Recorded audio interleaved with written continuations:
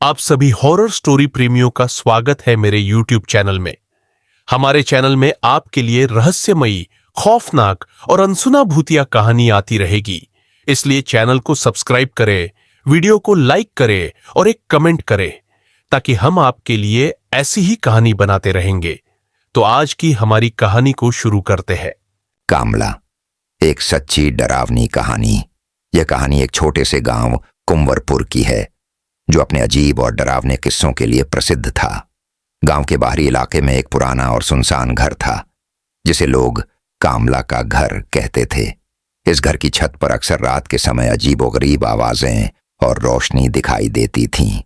गांव के बुजुर्गों का कहना था कि कामला नाम की एक औरत यहां रहती थी, जो अपने समय की जानी मानी तांत्रिक थी।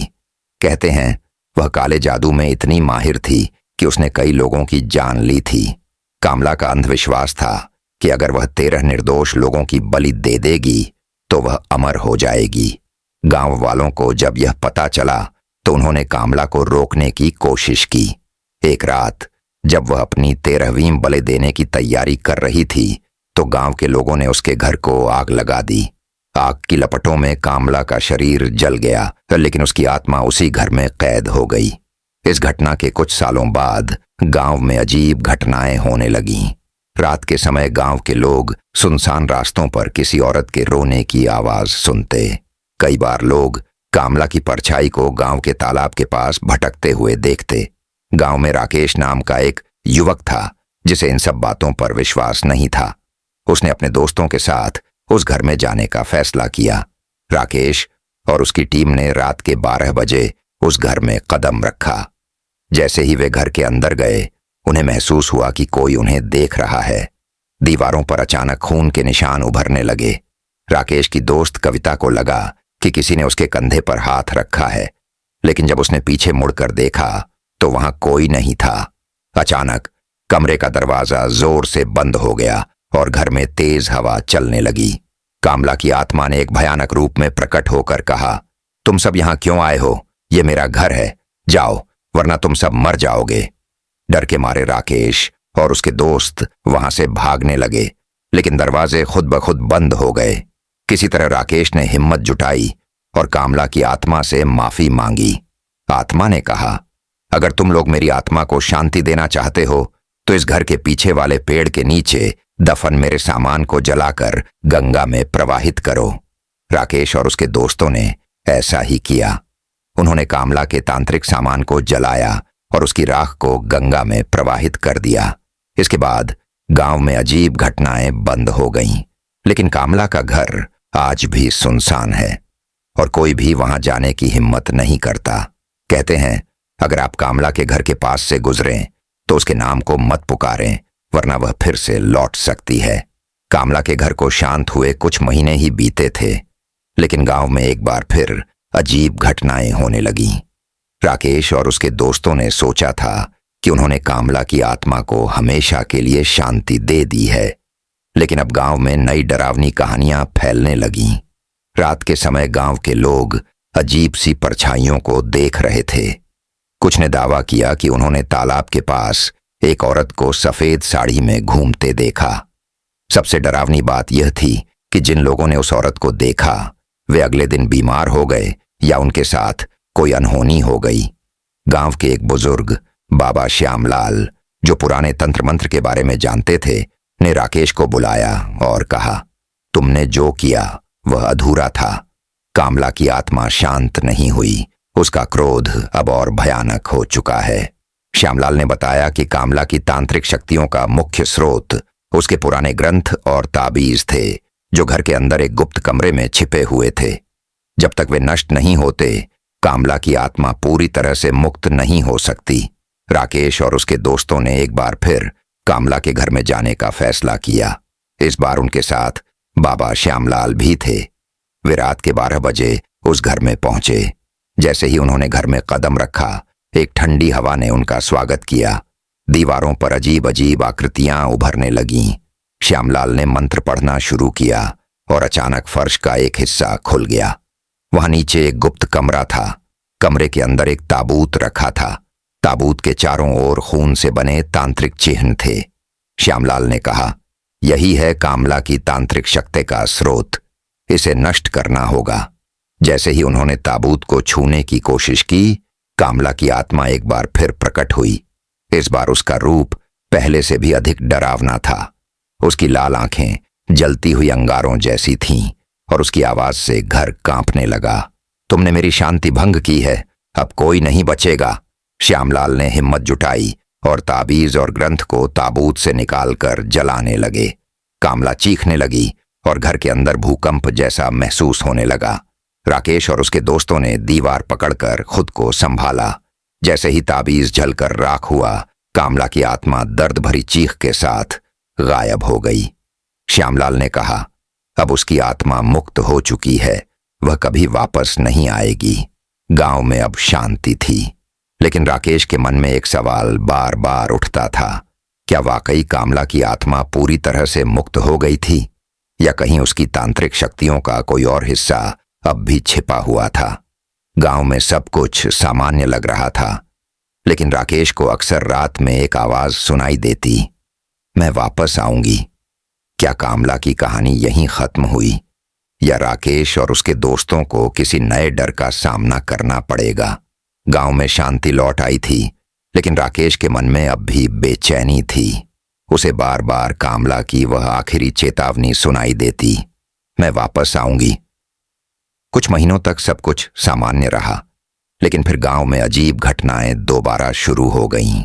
एक रात गांव के किशोर दीपक ने बताया कि उसने तालाब के पास एक औरत को खड़े देखा, जिसकी आंखें खून जैसी लाल थीं। कुछ ही दिनों बाद दीपक अचानक लापता हो गया।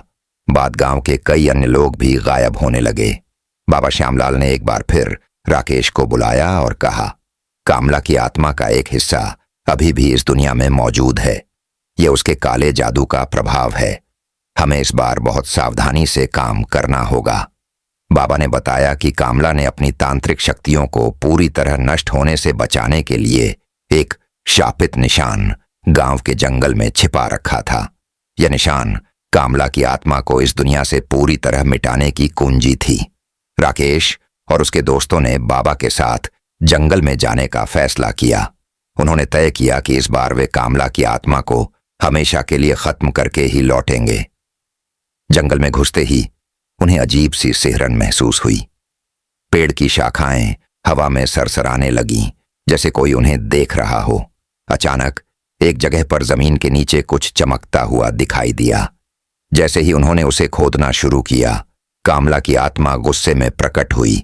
उसने गुस्से में चिल्लाकर कहा, तुमने मेरी ताकत को खत्म करने की कोशिश की, लेकिन यह तुम्हारी सबसे बड़ी गलती होगी। श्यामलाल ने राकेश को कहा, यह निशान कामला की आखिरी ताकत है। इसे नष्ट करना होगा, लेकिन यह आसान नहीं होगा। बाबा ने मंत्र पढ़ना शुरू किया, लेकिन कामला की आत्मा ने उन पर हमला करना शुरू कर दिया। बाबा घायल हो गए, लेकिन उन्होंने राकेश को मंत्र का पाठ करने के लिए कहा। राकेश ने अपनी सारी हिम्मत जुटाई और मंत्र पढ़ना शुरू किया। जैसे ही मंत्र पूरा हुआ, कामला की आत्मा एक भयानक चीख के साथ गायब हो गई। जमीन के नीचे से निकला निशान खुद ब खुद जलने लगा और राख बन गया। जंगल में सब कुछ शांत हो गया। राकेश और उसके दोस्तों को लगा कि अब कामला की आत्मा हमेशा के लिए मुक्त हो गई है। बाबा ने कहा, अब वह वापस नहीं आएगी। उसकी सारी ताकत खत्म हो चुकी है। गांव में सब कुछ फिर से सामान्य हो गया, लेकिन राकेश के मन में अब भी एक सवाल था, क्या सच में कामला की आत्मा पूरी तरह खत्म हो चुकी है, या उसकी शापित ताकतों का कोई और रहस्य अभी भी बाकी है? क्या कामला की कहानी यहीं खत्म हुई, या उसका प्रकोप एक नए रूप में फिर से लौटेगा? कामला की आत्मा को खत्म करने के बाद गांव में कुछ महीनों तक सब कुछ शांत रहा। राकेश और उसके दोस्तों ने सोचा था कि उन्होंने कामला के आतंक को हमेशा के लिए खत्म कर दिया है, लेकिन एक रात गांव में एक नई डरावनी घटना ने सबको चौंका दिया। गांव के एक किसान रामधन ने बताया कि उसने अपने खेत में आधी रात को एक औरत को देखा जो सफेद साड़ी में हवा में तैर रही थी। उसके बाल उलझे हुए थे और उसकी आंखें सीधे रामधन को देख रही थीं। वह डर के मारे बेहोश हो गया। सुबह जब लोग रामधन को खेत से उठाकर लाए तो उसके शरीर पर अजीब निशान थे, जैसे किसी ने उसके सीने पर नाखूनों से खरोंच दी हो। रामधन ने बस एक ही बात कही, वह वापस आ गई है, कामला लौट आई है। राकेश को जब यह बात पता चली तो वह फिर से बेचैन हो गया। उसने बाबा श्यामलाल से संपर्क किया, लेकिन बाबा की तबीयत अचानक बिगड़ गई थी। उनकी हालत इतनी खराब हो गई थी कि वे कुछ बोलने की स्थिति में नहीं थे। राकेश ने सोचा कि यह समस्या अकेले हल करनी होगी। उसने अपने दोस्तों के साथ मिलकर गांव के आसपास की घटनाओं की छानबीन शुरू की। राकेश को पता चला कि कामला की आत्मा पूरी तरह नष्ट नहीं हुई थी। उसके तांत्रिक कर्मों का एक हिस्सा अभी भी गांव के तालाब के पास छिपा हुआ था। वह अपनी शक्ति को वापस पाने की कोशिश कर रही थी। गांव के बुजुर्गों ने बताया कि तालाब के पास एक पुरानी गुफा है जिसे कभी किसी ने नहीं देखा। कहा जाता है कि वह गुफा कामला के तांत्रिक अनुष्ठानों का आखिरी स्थान थी। राकेश और उसके दोस्त गुफा की तलाश में निकल पड़े। तालाब के पास एक पुराना पेड़ था जिसकी जड़ें अजीब तरीके से जमीन के अंदर गुफा का रास्ता छुपा रही थीं। जैसे ही उन्होंने गुफा में कदम रखा, अंदर अजीब सी सड़ांध और सर्द हवा ने उनका स्वागत किया।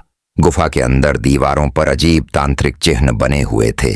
बीच में एक पत्थर की वेदी थी जिस पर एक ताबीज रखा था। जैसे ही उन्होंने ताबीज को छूने की कोशिश की, कामला की आत्मा फिर से प्रकट हो गई।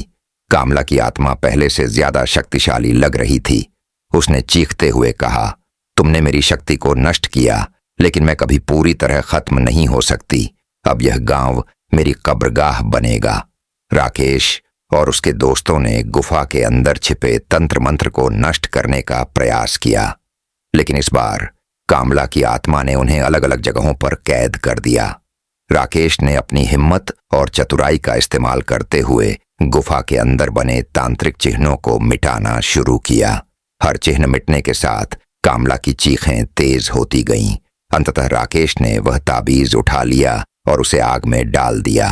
ताबीज के जलते ही गुफा में भूकंप जैसा महसूस हुआ। कामला की आत्मा ने एक आखिरी बार चिल्लाते हुए कहा, यह अंत नहीं है, मैं वापस आऊंगी जब तुम सबसे कमजोर होगे।